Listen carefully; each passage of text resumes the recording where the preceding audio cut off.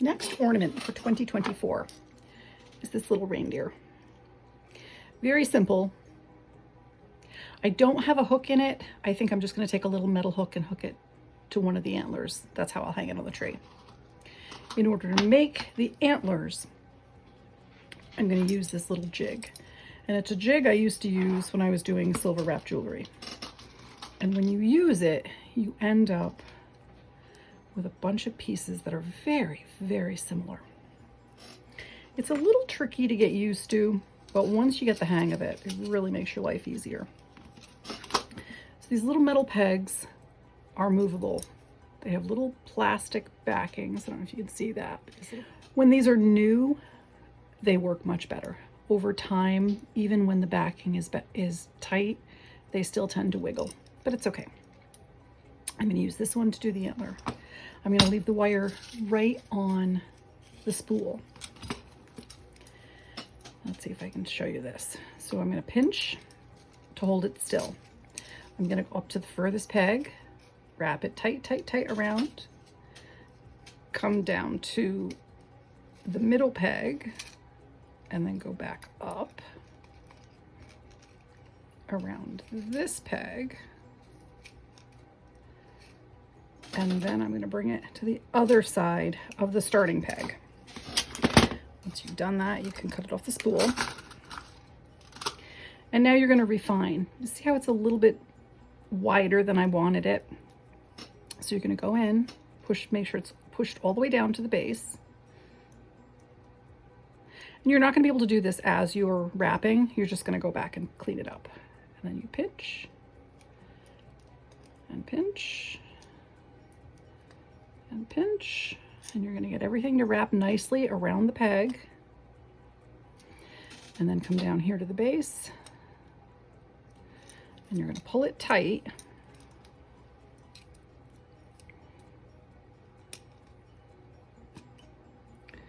and overlap a little bit.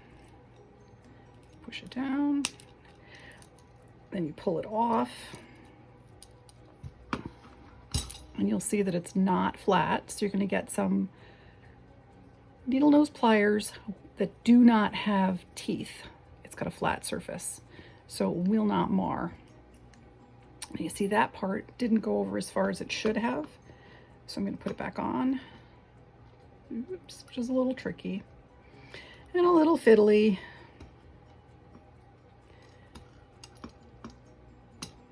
And then you're just going to go back and pinch again, because that I forgot to pinch. When I pinched all of these, I forgot to pinch this part. Pull it back up, flatten it out, and you end up with a bunch of little antlers that are very, very similar. Now, if you're super careful, they'll be exactly the same. But I don't ever get that fussy. Once you have your antlers, I usually don't go back and trim right away, because I want to make sure when I'm putting them together that I've left enough. And if you trim early, you might not. Now, there are two ways you can handle these. You can either leave them rounded, or you can tap them flat. I think I'll do one pair rounded and one pair flat just to show you. I did a lot of jewelry making in the past. So here's just a steel block. You can see mine is old and rusty. Then I have a chasing hammer. And you just grab hold of one of the pieces. I do gentle taps rather than a lot of them. It does widen the antler, so you do have to go back and pinch again, but that's fine. So it does tend to open them up. That's unpounded, and make them a little bit bigger, and this is pounded. So you just go back, tighten them up again, gently. I also did this part because it makes it much easier to embed it in the glass when the wire's flattened. And it's always good if you're adjusting to adjust them both at one time. That way it keeps them as consistent as possible.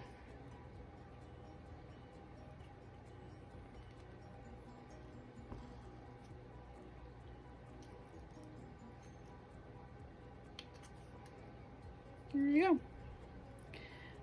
Now I have enough antlers for 2 little ornaments. And I will pinch them more as it's time to embed them in the glass. This is just the first step. Get those ready and then you can move on. The head is made of 1-inch strips of butterscotch opalescent.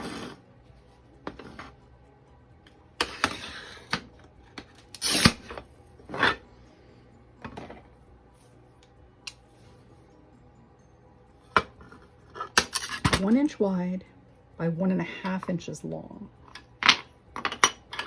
And you need 2 layers for this.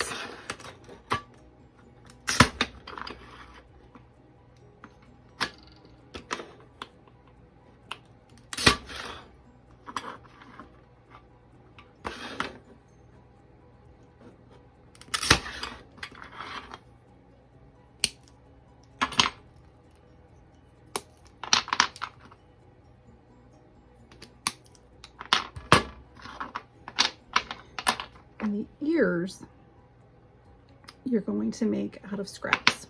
In this case, I'm going to use this little piece that was left over, cut it in half with the nippers, and then I'm just going to nip it into shape. The ears are not 2 layers. The ears are only 1 layer. To make the shape, I could grind it, or you could just nip it and it will round during firing. So just a little nip, or like I said, if I wanted to take out the grinder, I could make it much more perfect. And you want them to be very close to the same size. So you do want to make sure when you're nipping the second layer that it's pretty close to the first layer.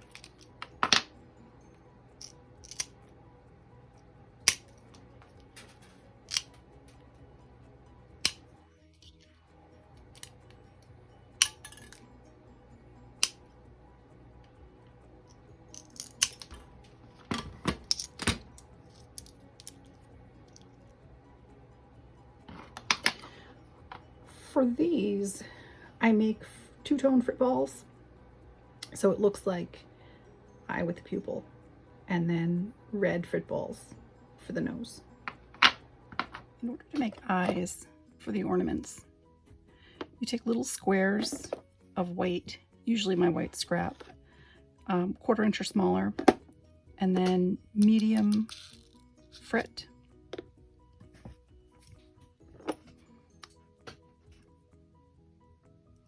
And you're going to cut squares.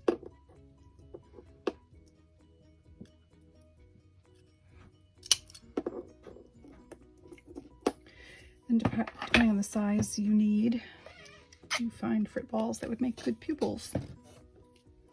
Those are really big, so I'm going to take some really big frit balls.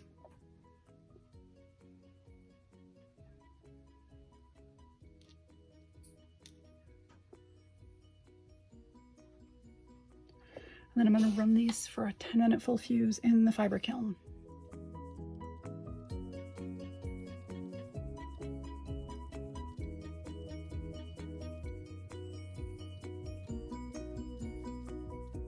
While I'm doing a full fuse with the eyes in the fiber kiln, I'm also going to do some white globs so I can make angel faces and snowmen.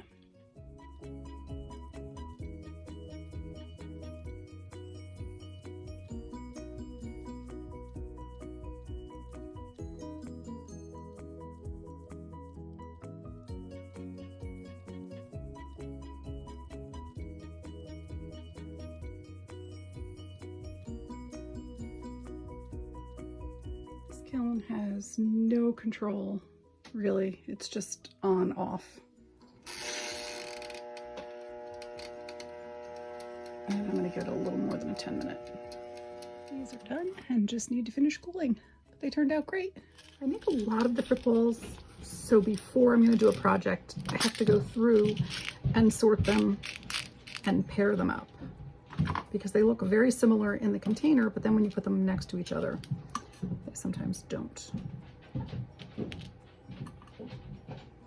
So you just want to go through and find eyes that look like pears.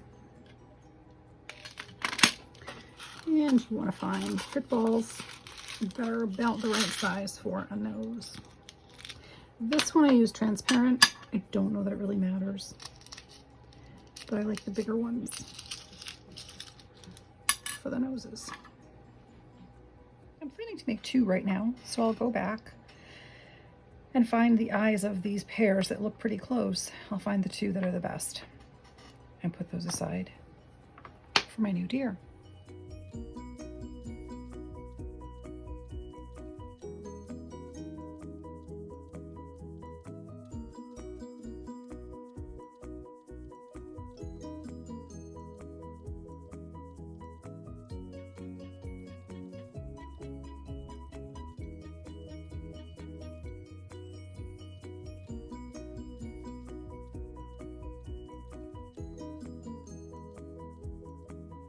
While you can nip these to get them to shape, you do want to sand, and I often just use sandpaper, where they're going to contact, because you definitely want them to be secure.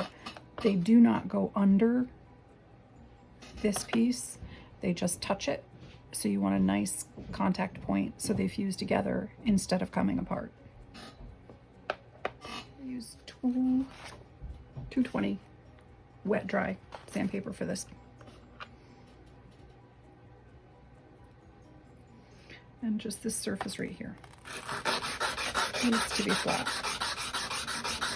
So you just sand it and try it and sand it and try it until you have a nice smooth fit.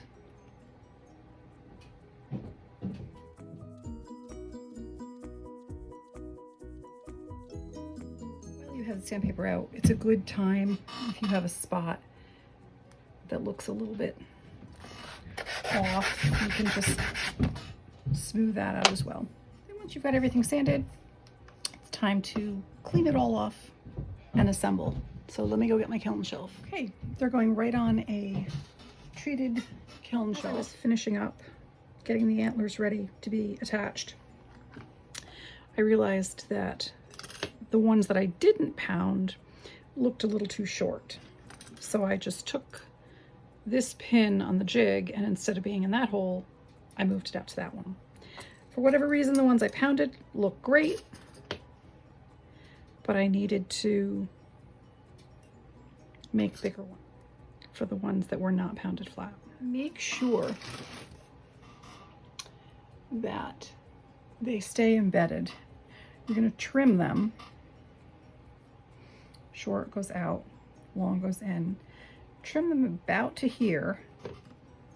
Do the one on the inside first. And on the outside, before you cut it, you're going to make a bend. And then cut. Because you want something to be embedded in the glass so that it won't pull free. Switch to a round nose plier. If you don't have it, you can use a flat nose, but and you just want to curl that over. And then you're going to make sure that it's going to be embedded in the glass and it's not going to stick out the side. But you just want something, if you keep it straight, it could actually slide.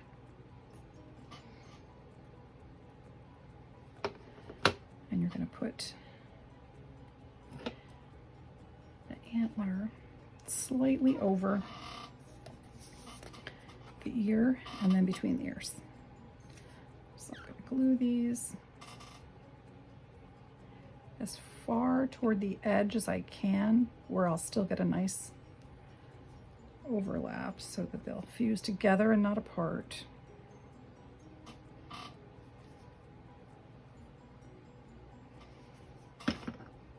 Glue, you're going to make sure it's as flat as you can get it.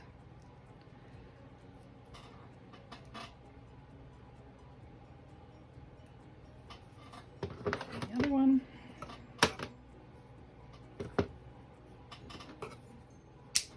oops. When they are in the kiln, I'm going to take a little piece of fiber and put it underneath the antlers to hold them up so they don't sink too far into the ears. Make sure they're high enough up.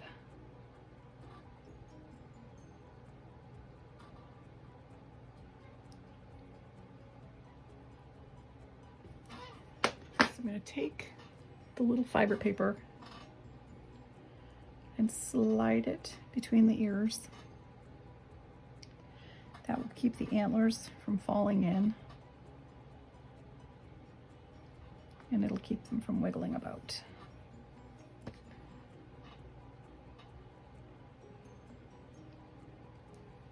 And then you take the top layer,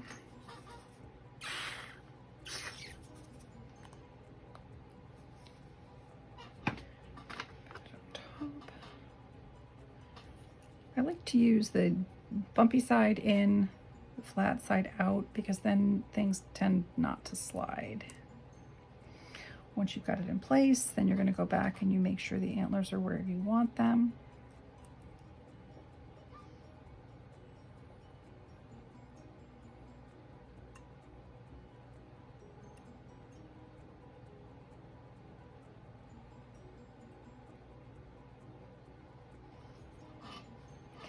And I like these, I put them out a little further. I'm struggling with these antlers a little bit today, so I may make up another set. I love the way these looked. They came out and then they did their bend. I'm just really having a hard time with these antlers today, but these are better, so maybe I'll just switch over to these.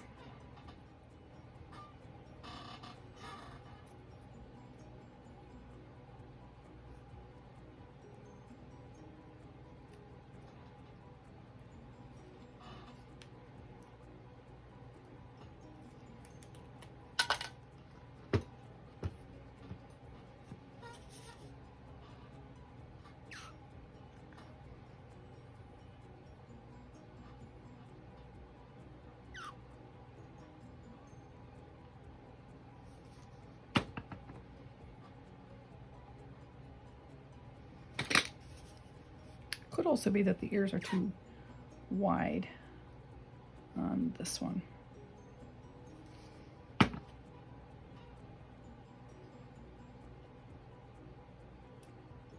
Oops, I forgot my fiber paper.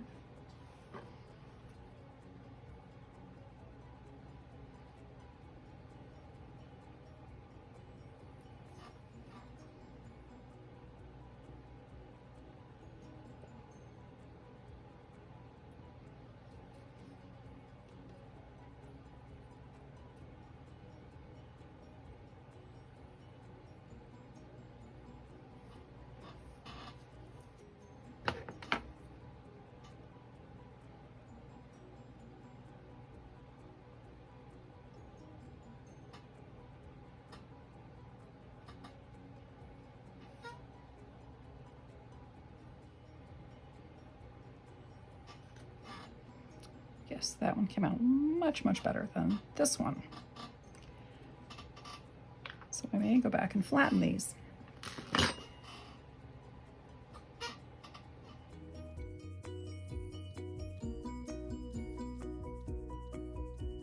Okay, then we need eyes and nose on, and then these will be ready for the kiln.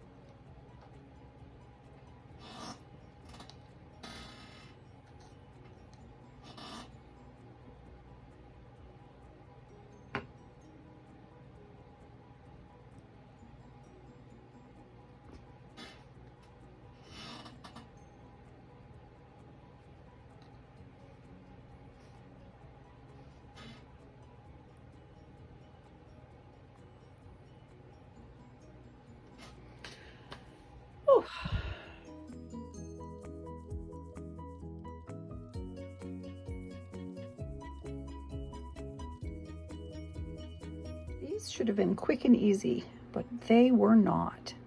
Some days I guess it's just best to step away from the glass. It is the next morning and these are done.